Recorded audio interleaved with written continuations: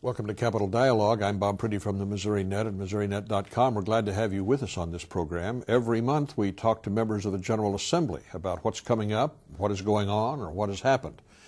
Today we're going to talk about what's coming up. The General Assembly starts its session on January the 9th. It'll continue until the middle of May, and during that time there will probably be dozens and dozens of bills passed out of hundreds and hundreds of bills that will be introduced. We're going to talk about some of the issues that might or might not become major ones during the legislative session, and some of the bills that might or might not be introduced in terms of some of the specifics we talk about today.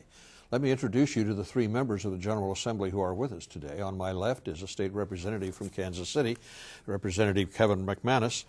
He's a member of the House Budget Committee, a critical issue for the General Assembly, and since budget bills begin in the House, we'll probably talk money with him a little bit.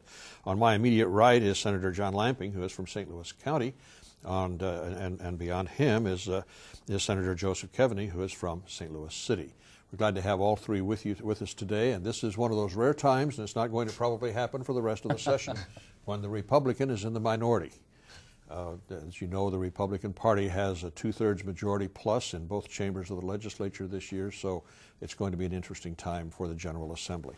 Let's start out by talking about the budget, because no matter what happens, although we're seeing economic growth in the state of Missouri, the budget bills start out in the House, and we're still going to be facing some real budget challenges, are we not?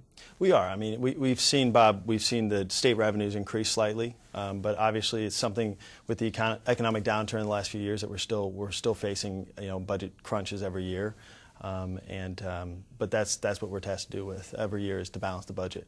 How much of a struggle is it going to be after they send bills over to your side, Senator? Well, I think the senior members of the Senate are used to dealing with this issue. I mean, this will be the third or fourth year in a row where budgets are going to have to be tight, and everybody understands that. I would say that the last year or two, expectations of those who are advocating for their budget were, appropriately reduced. So, I think balancing the budget is a great thing. We do it every year. It's obviously, when you're in boom times, it's a heck of a lot easier. But I don't think it's any more difficult this year than it has been the last 2 years. Senator Keaveny, is there much of a difference by the time the budget bills get to the Senate between what the Democrats think the state should spend money on and what Republicans think so? I don't think so. I think in the Senate we're pretty collegial, and we're fortunate that we have the same budget chair, that I'm expecting the same budget chair this year that we had last year. So everybody pretty much knows the ropes.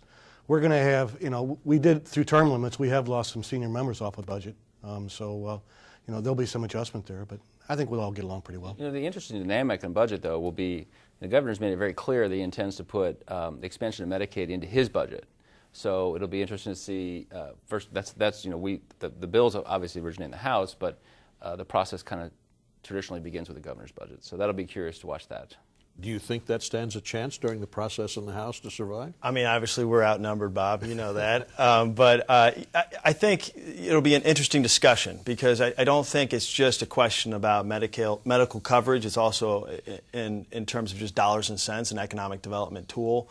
That there's been a variety of studies released that show the serious benefits and also the reliance of hospitals and our healthcare providers in looking toward getting those funds implemented. So that's going to be part of the discussion, and I know that there are a lot of groups, a variety of groups. I mean, the Chambers of Commerce are, I know, actively promoting the idea. So it's going to be an interesting discussion, I think, regardless of the partisan politics. It's just not a matter just of adding more people to a program. There are several issues tied to this that legislators are going to have to deal with. It's extraordinary. I mean, the unknowns far outweigh the knowns. One of the challenges with the Affordable Care Act is that what it does is it gives so much power and discretion to the administration itself. Not a week goes by we don't learn something new about the bill itself and how it's going to be implemented. And so the challenge for us is to make a good decision, and it's very difficult to make a good decision with lack of information. Do you feel the same lack of information, Senator Keaveny? Well, there's a lot of information to comprehend, and you really have to be committed to diving into it. Take, for instance, the healthcare exchanges. I can understand, and the discussion was, we don't want to open up a healthcare exchange. At the state level, we want the feds to do it. But no one ever talked about, if the feds do that, the state loses all regulatory authority over that exchange. So by forcing the feds to open the exchange, we take the regulation away from the state level, where it's traditionally been, and gone to the federal government, which is pretty contrary to what people were expecting. But can't the state assert its position to take that over once it is established later? The state, somewhere down the line, once they set up their own health care exchange, can, again, assert their sovereignty to regulate it. But as long as it's a federally sponsored exchange, it's up to the federal government to do it. Senator Lamping, would you see the state moving in that direction? Well, that's in the long term, maybe. Yeah. But a good example of what I was speaking of in terms of finding things out as we go, it was just announced 10 days ago that any insurance policy that is sold through the federally run exchange, the HHS said it would be okay to have a 3.5% surcharge attached to that policy that could then be passed on to the consumer. So this is something that is brand new as of 10 days ago. And amongst my colleagues, we often hear presented to us this idea that that the federal government will cover 100% of the expansion, but nobody defines what Medicaid actually is, what that expansion is, what it does cover, what it doesn't cover. What we're told is we're supposed to just wait and see. We'll find those things out. Well, you're asking the General Assembly to make a multi-million-dollar long-term commitment and enter into a partnership with a partner who, quite frankly, is less stable than the state of Missouri. Think about this. The federal government in Missouri, so who's got a better credit rating? We do. Who's got a cash flow problem? They do. Who operates without a budget? The federal government for the last 3 or 4 years. So if this were a private exchange and a private partnership that was being put forward, I highly doubt that any of us as private citizens would enter into a partnership with this other partner. So the instability of the financial stability of the federal government's in question, and then we're being asked to take on an idea that the rules have yet to be written. So you wouldn't enter into a contractual relationship with your partner saying, well, we'll write the contract as we go. Has he talked you out of the idea of expanding Medicaid? No, I hear everything he's saying. It makes sense, but I just read today on the way down here, actually, that the Missouri Hospital Association said that they are covering $1.1 billion in uncompensated care. And, that's a problem that the hospitals are having to deal with. And these hospitals are throughout the state. And that problem is only going to get worse as a result in the short term of the ACA because of the changes in the reimbursements that are tied to the Medicaid expansion. So that's something we're going to have to sift through, and I know it's something hospitals throughout the state are concerned about, and that's why they're engaged in this discussion. And there's no doubt you could applaud or you could be disappointed by the Roberts Supreme Court ruling, but the entity that was most negatively impacted by far and away was Hospital Association.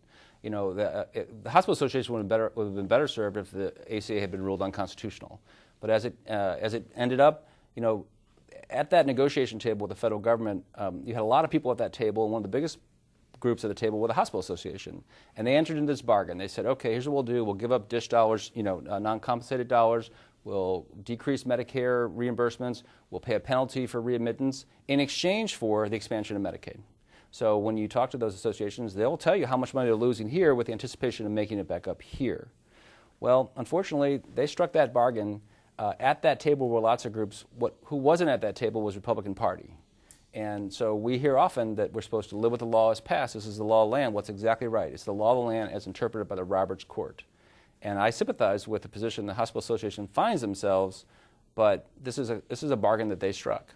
This is one of those issues where the Republican leadership of the General Assembly has said it's pretty much DOA, even if the governor does throw it on the table. Well, we'll find out in the next several months, but it certainly is going to be an issue that will be discussed at great length, and we'll discuss some other issues at somewhat less length, perhaps, when we come back. I don't miss my car, and I feel safe when I ride this bus. A little over a year ago, I got my car demolished.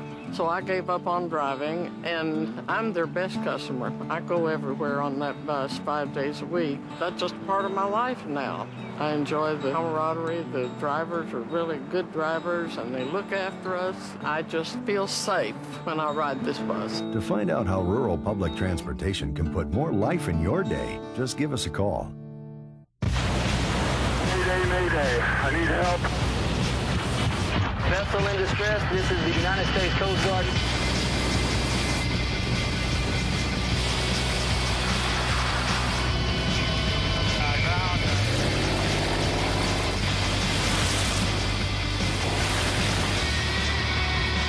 There are many thankless jobs out there. This isn't one of them.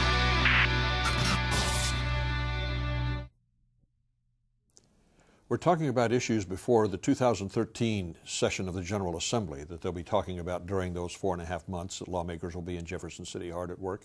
One of the big issues that's already been discussed, and bills have been introduced in the House and the Senate, would have the state borrow about $950 million for various infrastructure improvements, various repairs, renovations, and restorations of buildings, streets, sewers, all kinds of things that the state has not been able to afford to do anything about for a long, long time.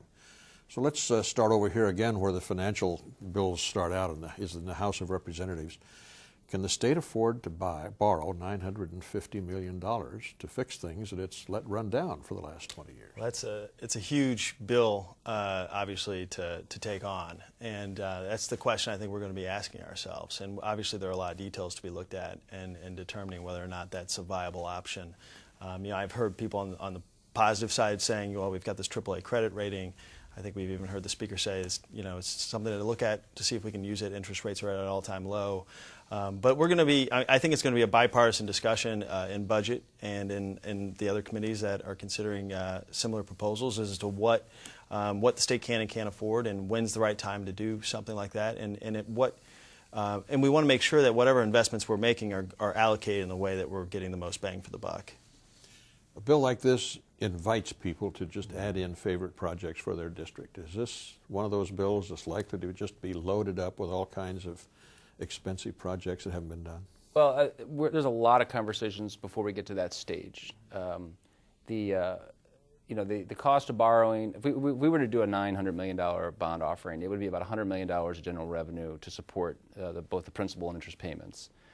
So that's a big number. I think just the very act of bonding, that issue itself will take an extraordinary amount of time. My understanding is we can't even decide to do that on our own. It has to go to the vote of the people. This is essentially, we've been making our last payments on the 1982 bond offering that Kit Bond, ironically enough, put forward. So there's that whole conversation, and then what you're alluding to, Bob, is this idea of what's actually in it. Now, what's clear is that we have these extraordinary infrastructure needs. So MoDOT has a report that suggests that we have $20 billion of work to be done in the next 10 or 15 years, replacing highways and bridges and things like that. So clearly, $900 million doesn't get us too far along the way to $20 billion. So I think that's a longer conversation. We can talk later about it. I have an idea of how to get maybe a $3 billion bond issue going to fund infrastructure. But the bill that we're alluding to here is one that's where you actually go to the vote of the people to get approval to bond. You see this is something that's a viable bill, or is it in danger of suddenly becoming what we call in the legislature a Christmas tree with gifts for everybody? Yeah, I'd be in favor of the bill. I think we need to do it. I think we need to make an investment. We've got people out of work. We've got interest rates low. We've got a credit rating. I think we need to utilize all that. I think we could solve a lot of our problems. If it turns into a Christmas tree, I think it'll kill the bill. I think we need to have a scope, and I think we need to stay within that scope. And if we do that, I think we can get both parties to come to some kind of agreement. Now, one of the reasons that the legislature is proposing this idea is because for a long, long time we haven't been paying for things as needed because we haven't been paying as we go along. Do you see that there's any way the state can ever get back on top of this where it is keeping up with its own demands instead of going into debt every 30 years? Well, Bob, I'm relatively new to the legislature. I was elected in 2010, so the history of our state is obviously something I think we're all proud of. But I think there is this aspect to our state of being very, very scrupulous and using our money in a way that is as efficient as possible. And I think that that fiscal responsible aspect of who we are as Missourians is something that is something that has limited us in the ability to make large investments like this, because that number is frightening. I mean, frankly, to people when they just hear that number in their households. But if we're looking at a long-term thing like Senator Lamping has discussed, I mean, we have to be looking at where we want to be as a state and where we are when we look at other states in our infrastructure needs and investments and education. There have been some interim committees that work between sessions, and Senator Lamping, you've had one on immigration.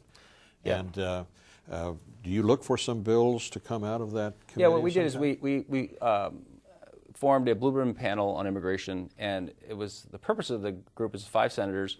We ended up convening in St. Louis, Kansas City, and here in Jeff City today, actually. And we wanted to hear from the leaders in those communities, what they were seeing, positive and negative. We heard, it was really interesting, the timing's good. Economic Council of St. Louis City and St. Louis County are also doing a joint venture right now to try to figure out a way to better attract immigrants to that part of the state. And from all those hearings, it's about 10 hours testimony, we already have a handful of ideas. Some things is very common sense things that we'll fix, and then possibly some other broader pieces of legislation that would look to have Missouri appear to be more attractive as a place for legal immigrants to come. In the 12 surrounding Midwestern states, Missouri has the smallest immigrant population, and series after series of economic studies show the positive impact that they have on the community. They bring, strong work ethic, capital, entrepreneurship, and so that was the purpose of the panel, and I think it's been very successful so far. St. Louis has quite a few immigrants from various countries, and every now and then some of them turn out to be illegal. But are they attracted to metropolitan areas? I believe so, just because of the services we have. St. Louis, we have a huge Bosnian population, and they've been very, very beneficial to the city of St. Louis. It's a stable neighborhood. They have a good work ethic, as the senator described.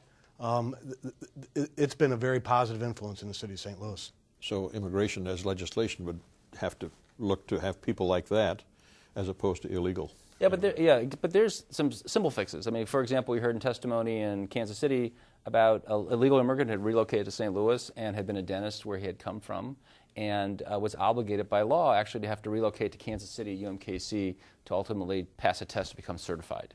So here's somebody who was a practicing dentist that maybe there's a fix there where there's a mechanism where he doesn't have to relocate a second time.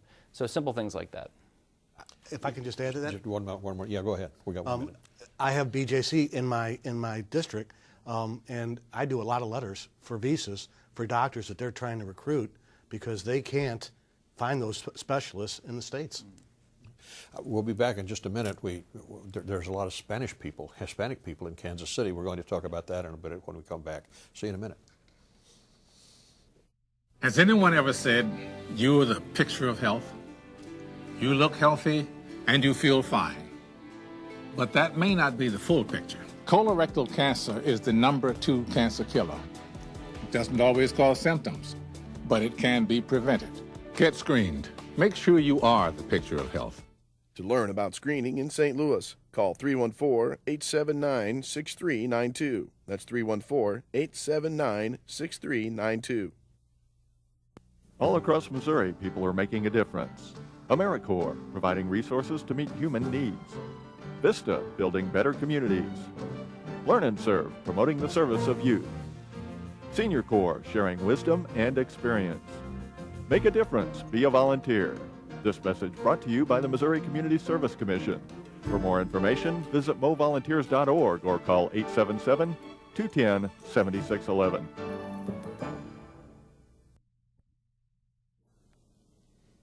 We're talking about some of the issues facing the Missouri General Assembly when the lawmakers come back in January, and we were talking about immigration issues. We're talking about the immigration issues in St. Louis. Kansas City has a sizable Hispanic population. In fact, you have your own Hispanic Chamber of Commerce.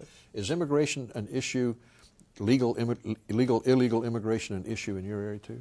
You know, immigration is a tremendously important part of the driving force of Kansas City and the economic development of it. Actually, it's kind of personal to me. My wife's family are both, her parents were both originally from Paraguay in South America, and she's was born in the U.S., legal, American citizen. My wife's parents are both American citizens. My father-in-law is a doctor in my district. But I think it gets at what Senator was talking about earlier is this really the talent race that we're in with the states around us, and really as a country as a whole, and getting the best talent in our state and in our country. And that's an economic driver that I think is going to be increasingly important as we become more globalized. Yeah. Let's take a look at some of the other issues that are likely to come up. Senator Keaveny, you have a seatbelt law. I do. Is this just kind of a retread of primary seatbelt legislation we've seen in the past, or is it? It's not primary. Okay. This is only secondary. And what it does, this just increases the fine from $10 to $50. The national average on seatbelts usage is about 84%. Missouri's about 77%. Teen usage is about 66%. Three-quarters of the teens that get in an accident, three-quarters of the teens that were killed and weren't wearing their seatbelts. And it's not from the actual collision. They're ejected from the car.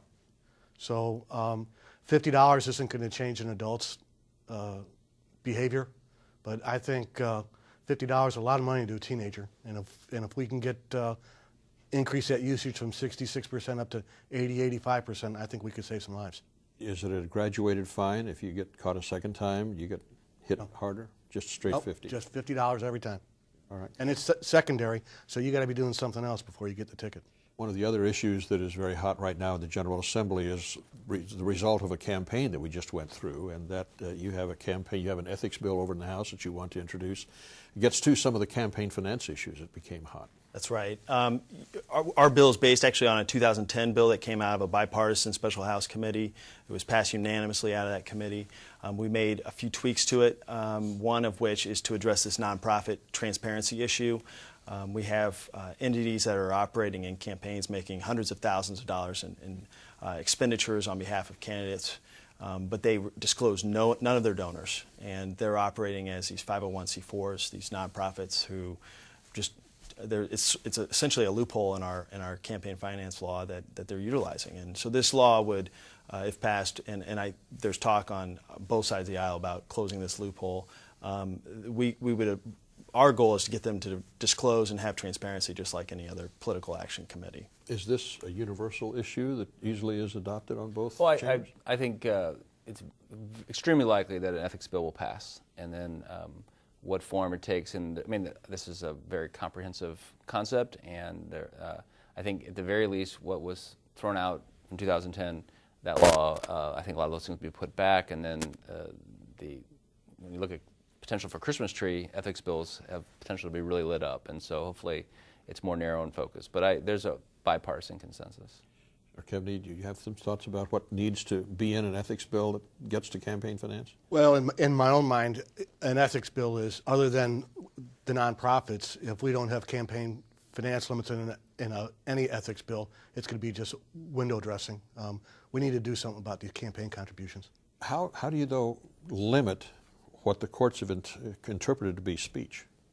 Well, again, the people of Missouri already spoke up once, and they passed campaign finance limits.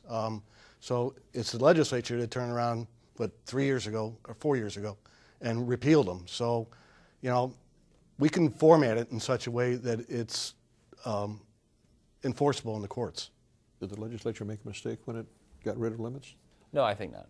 I fall on the lines of free speech. I appreciate the idea and concept of transparency. I think it's interesting. One of my colleagues, or new colleagues of ours in the Senate, Senator Sifton's filed a bill that would outlaw gifts from lobbyists to legislators. And I happen to be somebody who I don't take gifts from lobbyists. If something occurs, I reimburse personally. But I had a conversation with another one of my colleagues, and I said, or actually a constituent, to say, if this law were to pass and this didn't happen, maybe that'd be good, but aren't you better served by watching and seeing what your elected officials do when they actually could take gifts? Doesn't that give you more information? So in terms of being transparent, if all of us could take, as we can now, lobbyist gifts, but we don't, doesn't that say more than us having our hands tied and not? So anyway, I'm along the lines of transparency. Do you allow gifts in your bill? Actually, my bill would limit both gifts and campaign contributions. The campaign contribution limit was the $5,000 flat across the board, and and then the gifts was $1,000 flat. And both those limits came out of this special House committee. They were eventually stripped out before it passed in 2010 through both houses. But this would put them back in. And I think I understand both arguments on both sides, but we're the only state in the country right now that has unlimited gifts and campaign contributions. And I think that's something that we need to think about. And I've heard from constituents who are concerned about that. So. Jobs is another issue, has been for years. Every time we come around to the legislative session, we talk about jobs. Any job legislation you're familiar with that we have in the hopper over on the Senate side? Well, I think Senator Schmidt filed a bill for attracting the collegiate, the amateur athletics a tax credit bill. The hope is for that to create some jobs, just by bringing these national venues into St. Louis and Kansas City. Other than that, I'm not aware of anything else being filed. Yeah, look, I'm one of these people that when I think about what government can do to create jobs is mostly to let people keep their money and get out of the way. There will be a lot of discussion about tax reform. So a bill that I filed that it kind of addresses this, the need we have in terms of infrastructure is a bill that looks at both raising taxes and cutting other taxes, such that the overall bill has a net tax cut. I think it's Senate Bill 31. What we do is we raise both sales tax and cigarette tax to create a direct funding for about a $3 billion infrastructure project, while at the same time offsetting that tax increase with a net tax decrease. And in my bill, I go to a flat 4% tax, but other senators have other taxes they want to take up in response to what's going on in Kansas City, pass-through tax, things like that. So, in traditional political speak, a jobs bill is government's going to spend money and employ people doing it. The bill I just described actually does do that. They do $3 billion worth of infrastructure, but I think the job creation will be more substantial and longer lasting by reforming the tax code and overall lowering those that are creating wealth, their tax liability. The Speaker of the House talks about jobs as he's touring the state. What kind of a jobs bill do you think the House is going to send over to these folks? Well, I think one of the things we're going to have to look at is tax credit reform, and that's, I think, would be part of any. And what do you do with the proceeds? Right. Yep. Right. And we spend an awful lot of money on tax credits and incentives. And, we've seen it on the Kansas City side of the state. We've seen Kansas not only reform their corporate and LLC taxes, but also spend outrageous amounts of money to attract jobs just a few miles over state line. And the net really loss for the community is this, not only this tax revenue for the citizens that they don't have to spend on schools, but it's also this kind of, you scratch your head and wonder, was that really worth moving those jobs just a few short miles, because you're not moving people, they're staying where they are otherwise. So that's something in Kansas City that I know folks on both sides of the aisle are really concerned about. I'm actually co-chair of the Kansas City caucus, and it's something that we really want to address somehow this session. You have about 30 seconds left. Can it be profitable to chase Kansas around and try to beat them at their own game? I'd like to think that eventually there's an end to the madness, because there's only so many dollars in a state's budget, and if they're giving hundreds of thousands of dollars per job to attract just a few short miles away, there's got to be an end at some point, especially with some of these changes. And I've heard discussions from Governor Brownback about changing the corporate structure and the impact that's ultimately going to have on that. Okay. Well, that's the end game that we're talking about there. It's the end game also for this program. Thanks for being with us. We'll see you next month.